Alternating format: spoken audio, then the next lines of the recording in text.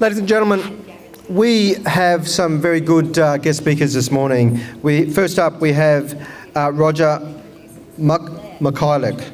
I'm pretty sure I pronounced that incorrectly, and I'm sure Roger will correct me when he gets up here. But Roger's going to talk to you about, the topic of his speech is, it's here, it's now, you don't have a choice. Can you please welcome Roger Mychajlyk? Thank you.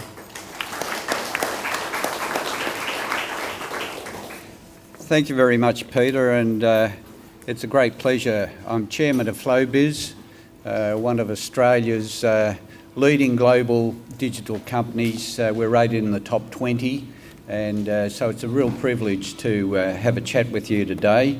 Bill asked us to do an introduction as to what digital's about. We hear it all the time.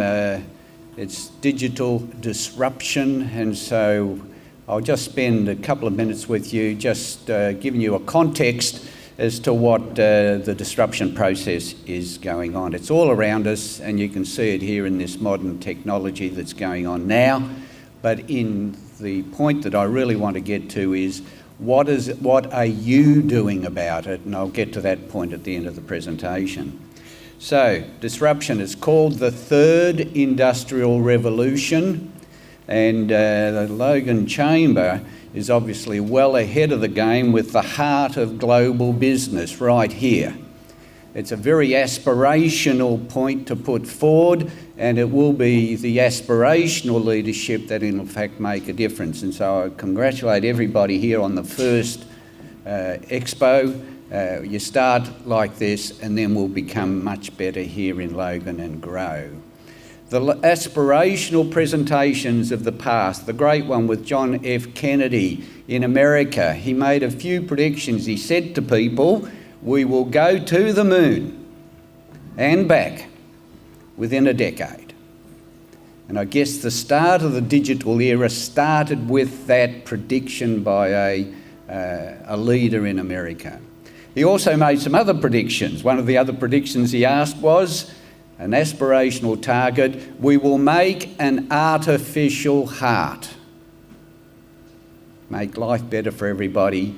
60 years down the track, we still haven't completed the artificial heart, but we're now on the moon and we're landing pieces of equipment on flying comets, but we haven't made the heart.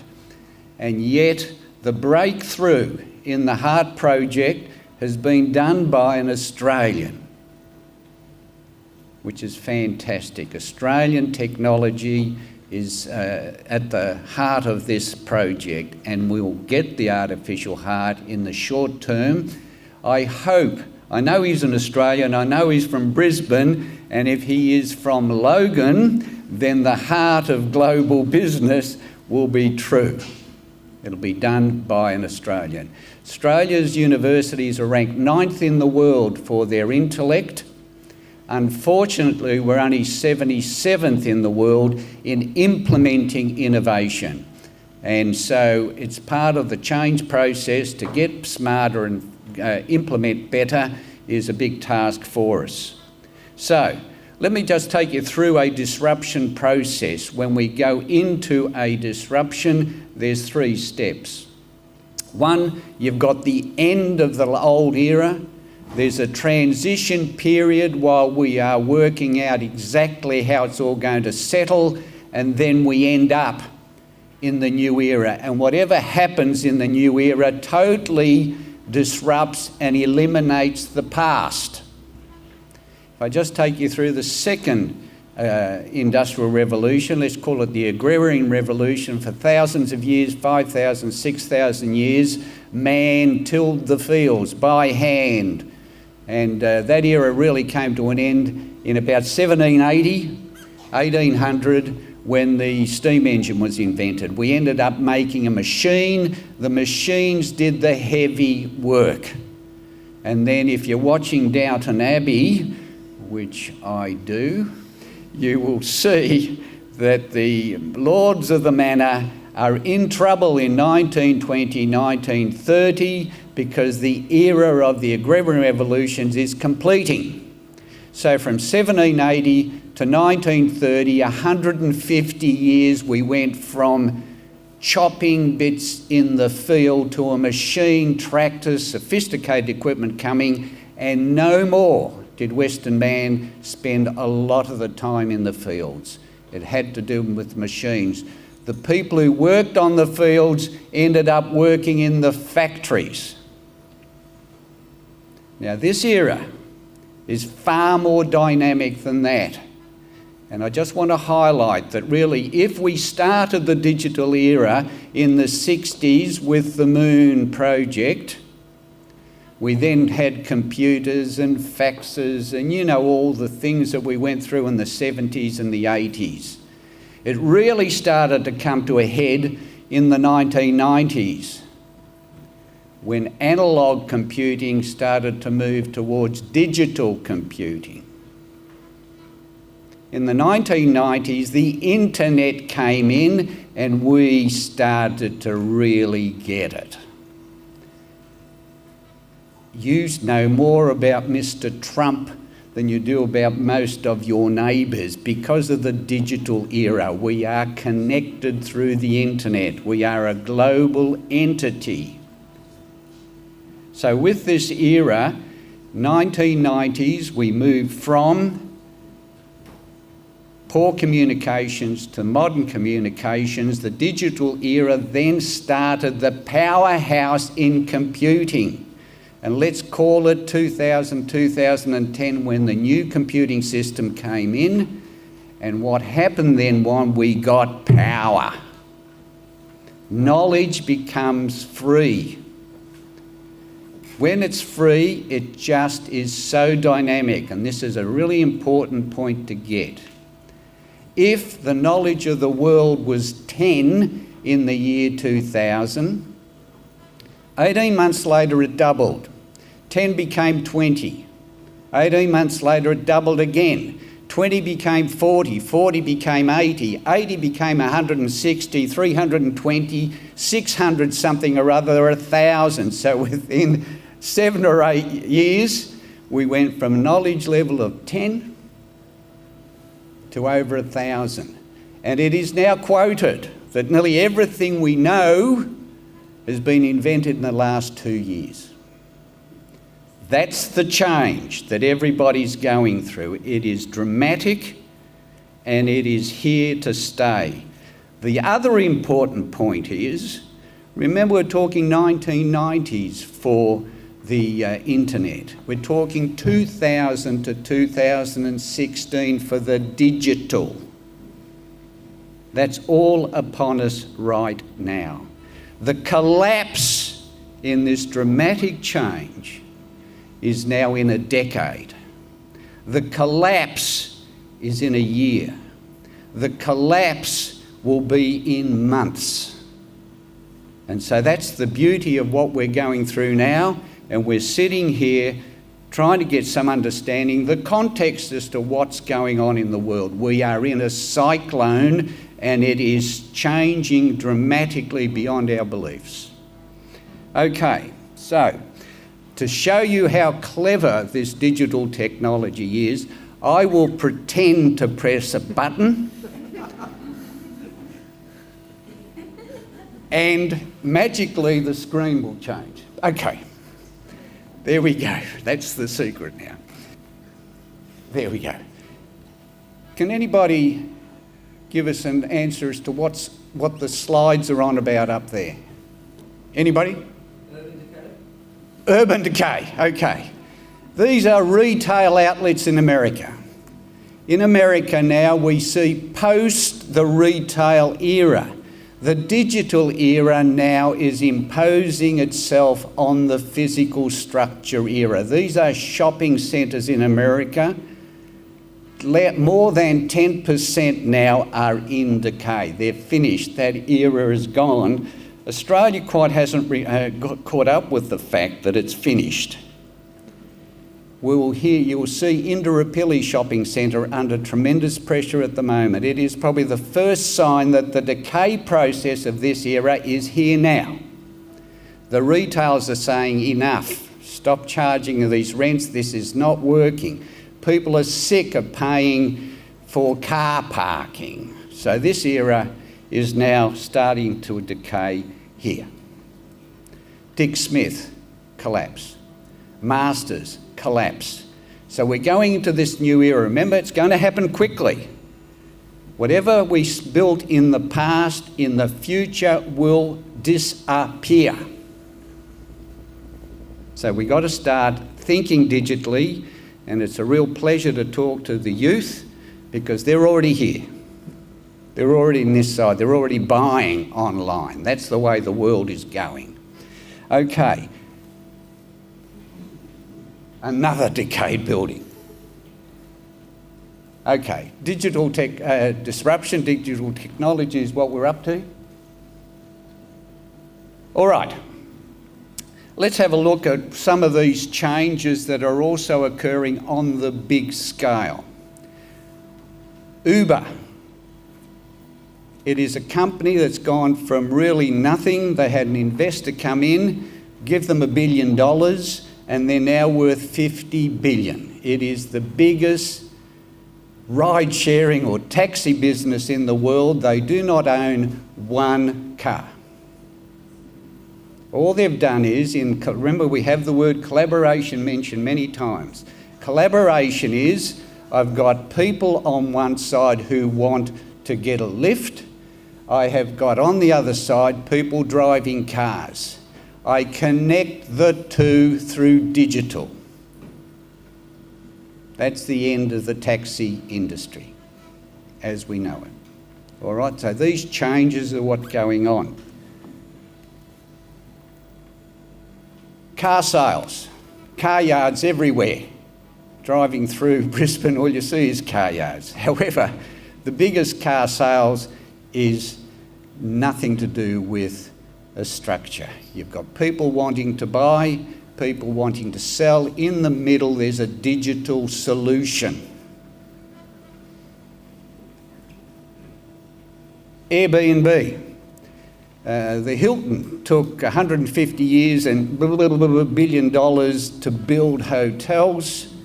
We've now got a couple of guys who just sat down and worked out that on one hand, there are spare rooms everywhere on earth, and on the other hand, people want to use them.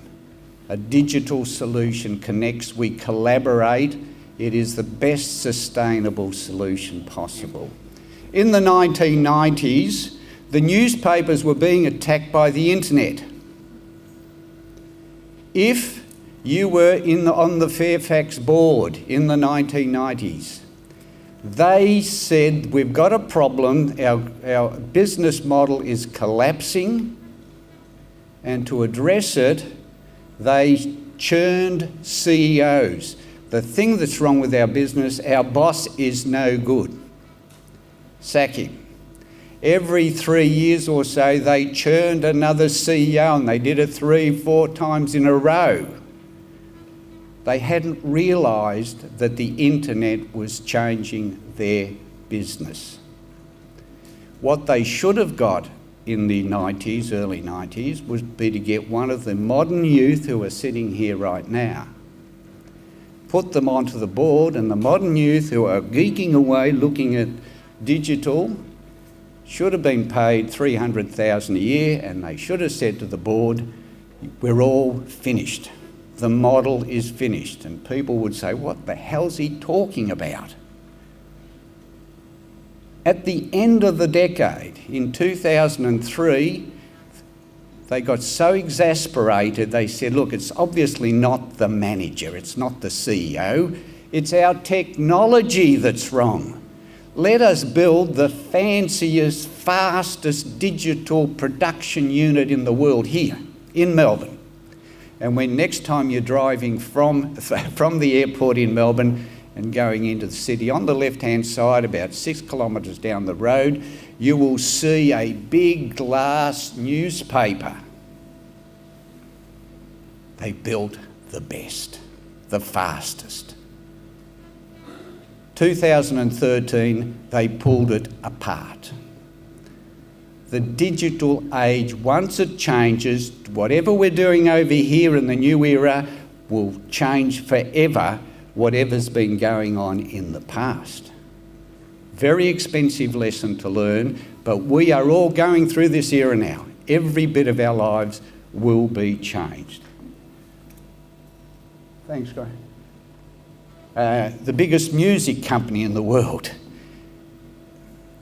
iTunes. I mean, it's a digital company as well. Okay, some future trends. Thanks, Graham. Digitisation is here, it's now, we don't have to confirm that as a principle. Every bit of your business, think about it in terms of being digitised. If you've got a business, I'm probably talking here for larger businesses, but it's equally true for small businesses. If your business, say it's got $30 million worth of revenue, if you've got any paperwork in it, you're old hat. The solution has no paperwork. If you've got silos within your business where people are sitting, transferring account sections to CRMs or whatever, automatic, fast, does not put up with that inefficiency. If you've got an IT department, is it old world or is it new world? Because if it's not new world and highly digitised, you're also out of date. Okay. Experiential. The market's moving in two directions. One is the digitisation, which is commoditising, which is getting all prices down. However, the human also wants experiences. And so you see the rise of coffee shops and all these things. One of the clients that we've worked with, Backfatters, it's a black meat pig business. People want experiences. This is an old breed of pigs. Restaurants want it because it is a true value that people want to experience. So the experiential area is where things are going. Data, money. In the old days, if you bought a bit of equipment, it's a machine, it gave you this, it worked, it made you money. Nowadays, the thing that'll make you money is data. We're in the age of big data. A lot of information, and that's what clients need to run their businesses and improve the future.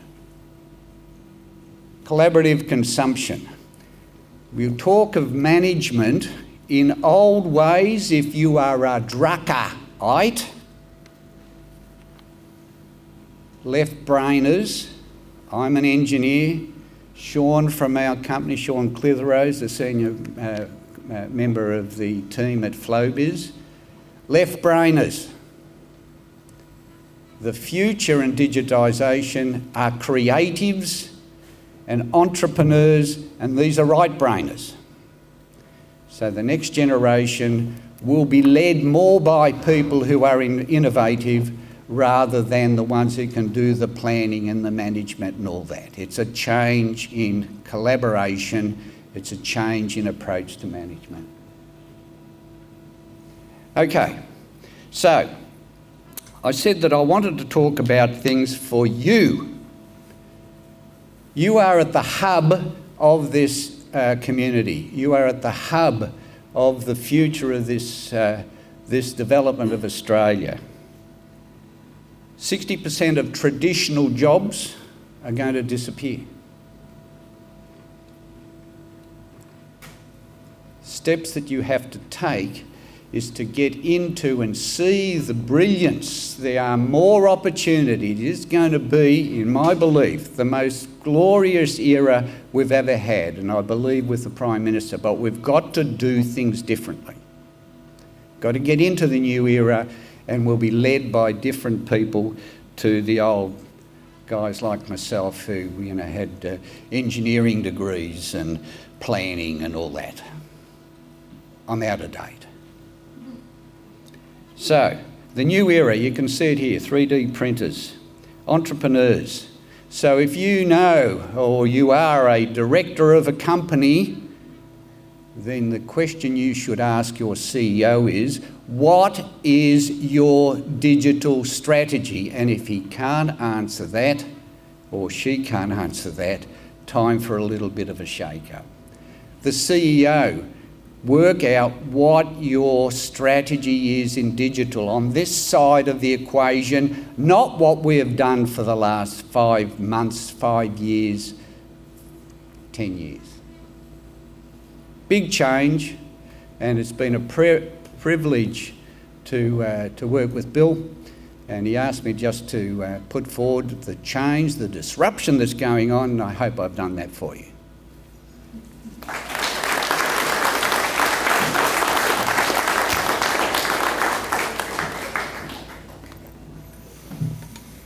Thanks, Roger. Fantastic speech.